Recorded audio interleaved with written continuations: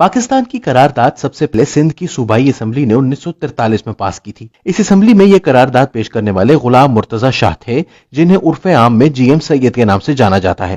17 جنوری 1904 کو سن دادو سندھ میں پیدا ہونے والے جی ایم سید کا سیاسی سفر تحریک خلافت سے شروع ہوا اور یہ اس وقت پین اسلامزم کے نظریے کے حامی تھے۔ بعد ازاں کانگریس میں شامل ہوئے۔ 1938 میں کانگریس چھوڑی اور مسلم لیگ کا حصہ بن گئے۔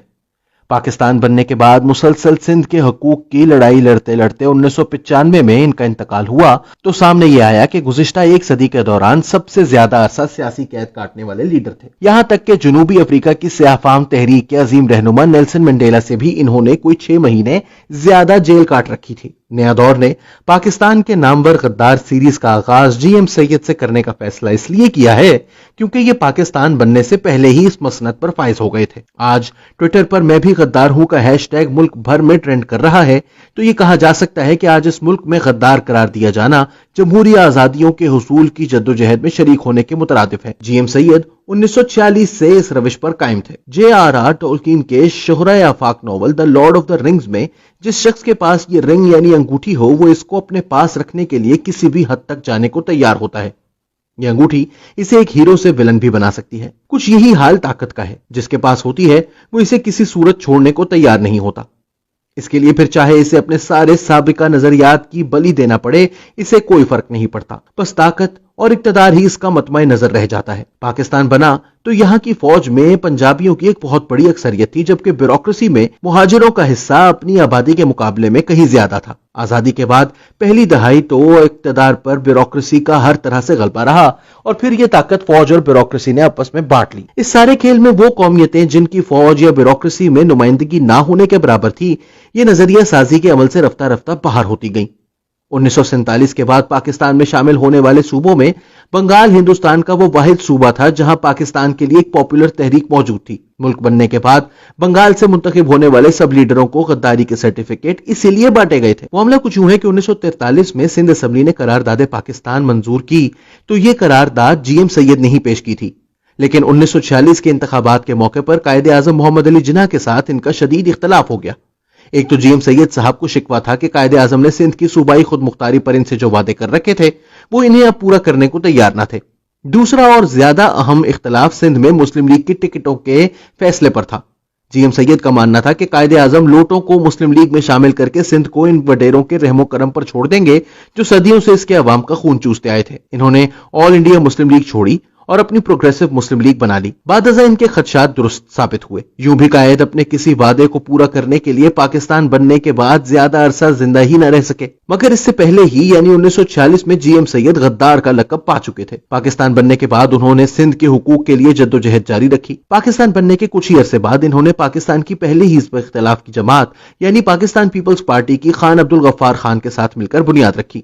اس جماعت میں ان دونوں قداور شخصیات کے علاوہ بلوچستان اور بنگال سے کئی دیگر قوم پرست رہنما بھی شامل تھے، لیکن جلد ہی اس جماعت پر پابندی لگا کر اس کے سرکردہ رہنماؤں کو جیل میں ڈال دیا گیا۔ جی ایم سید نے کراچی کی سندھ سے علیحدگی کی بھی مخالفت کی۔ ان کا ماننا تھا کہ سندھ کی ترقی کا راز کراچی کی شہری آبادی کی ترقی میں مضمر تھا، کیونکہ بنا کراچی کے باقی کا سندھ مکمل طور پر دیہی علاقوں پر مشتمل تھا۔ اس جرم کی پاداش میں انہیں جیل میں ڈال دیا گیا۔ 1954 میں 1 یونٹ تشکیل دیا گیا تو جی ایم سید نے اس کی بھی مخالفت کی۔ وہ سمجھتے تھے کہ یہ 1 یونٹ چھوٹے صوبوں کے حقوق غصب کرے گا اور وہی ہوا بھی۔ 1 یونٹ بنانے کا تو مقصد ہی مغربی پاکستان کے تمام صوبوں کے تشخص کو ایک بڑی پہچان میں ضم کر کے بنگال کے مقابلے میں ایک بڑی سیاسی اکائی بنانا تھا۔ اس کے ذریعے چھوٹے صوبوں کے نمائندوں کی حق تلفی کا راستہ کھول دیا گیا تھا۔ جی ایم سید ایک بار پھر جیل میں ڈال دیے گئے۔ اس کے بعد ہی جی ایم سید کی طرف سے سندھ کی علیحدگی کے مطالبے میں شدت آ گئی۔ ایوب خان کے تقریباً پورے دور حکومت میں وہ جیل میں رہے۔ اس کے بعد کا دور انہوں نے سندھو دیش کی خاطر ایک محقق اور نظریہ ساز کے طور پر گزارا۔ جی ایم سید نے ریاستی بیانیے کو ہر طرح سے چیلنج کیا۔ وہ ساری عمر 2 قومی نظریے کی مخالفت کرتے رہے۔ وہ مذہب کی بنیاد پر ریاستی بیانیے کی تشکیل کے خلاف تھے اور اس اصول پر اتنی سختی سے کاربند تھے کہ کئی لوگ ان کو کافر سمجھتے تھے۔ 2012 میں بی بی سی کے لیے لکھے گئے ایک کالم میں حسن مجتبیٰ لکھتے ہیں کہ جی ایم سید بنیادی طور پر ایک صوفی تھے۔ وہ سندھ کے عظیم صوفی مخدوم بلاول کے مرید اور ایک بزرگ حیدر شاہ سنائی کے سجادہ نشین بھی تھے۔ جی ایم سید کی کم عمری میں ہی ان کے والد کو قتل کر دیا گیا تھا، اگرچہ ان کی تمام تعلیم گھر کی عورتوں کے پاس یا گاؤں کے مکتب میں اور خانگی طور پر مقامی ٹیچروں سے رہی تھی۔ وہ حاضر جواب بلا کی حصے مزاح کے مالک منجھے سیاستدان اور کئی کتابوں کے مصنف تھے۔ ان کی کتابوں میں سے ایک جہیں ڈٹھو آہمو جیسا کہ میں نے دیکھا مذاہب عالم اور ان کی تاریخ پر کتاب ہے جو انہوں نے 1960 کی دہائی میں لکھی، جبکہ ان کی ایک اور کتاب سندھو دیش چھو آئی چھال آئے سندھو دیش کیوں اور کس لیے ان کی ممنوعہ کتابوں میں شامل ہیں۔ کچھ لوگوں کا خیال تھا کہ جی ایم سید تو شاید مسلمان ہی نہ تھے، جبکہ وہ اپنے گاؤں کی مسجد میں بہت عرصے تک نمازوں کی امامت اور جمعے کے خطبات بھی دیتے رہے۔ یہی وہ سوچ ہے جسے بنانے میں حکومتوں کا بڑا ہاتھ رہا ہے۔ ایک خطبے کو سن کر 1976 میں گلستان خان نامی شخص اپنے نیفے میں خنجر چھپائے شیخ ایاز اور جی ایم سید کو مارنے گیا تھا کہ وہ دائرہ اسلام سے خارج ہو چکے ہیں اور واجب القتل ہیں، لیکن جب اس نے سید کو ساری رات کی مجلس کے بعد اشراق و تہجد پڑھتے دیکھا تو اس نے خنجر سامنے میز پر رکھا اور اعتراف کیا کہ وہ کس طرح جنت کمانے نکلا تھا۔ سید نے بعد میں اس شخص کے خلاف عدالت میں گواہی دینے سے انکار کر دیا۔ جی ایم سید مذہب کے نام پر بنی ریاست کے تصور سے بنیادی اختلاف یہ رکھتے تھے کہ اس میں دیگر مذاہب کے ماننے والوں کے لیے جگہ تنگ سے تنگ تر ہوتی چلی جاتی ہے۔ وہ تو محمد بن قاسم کو بھی اسلام یا پاکستان کا ہیرو ماننے کے قائل نہ تھے۔ 1967 میں لکھی اپنی کتاب سندھ جا سورما میں جی ایم سید نے جن 5 سندھی ہیروز کا ذکر کیا ان میں سے ایک راجہ طاہر بھی ہے۔ جی ایم سید کے مطابق محمد بن قاسم بنو امیہ سلطنت کا نمائندہ تھا، وہ سندھ میں اسلام پھیلانے نہیں آیا تھا، وہ تو ایک سیاسی سلطنت کے نمائندے کے طور پر آیا تھا۔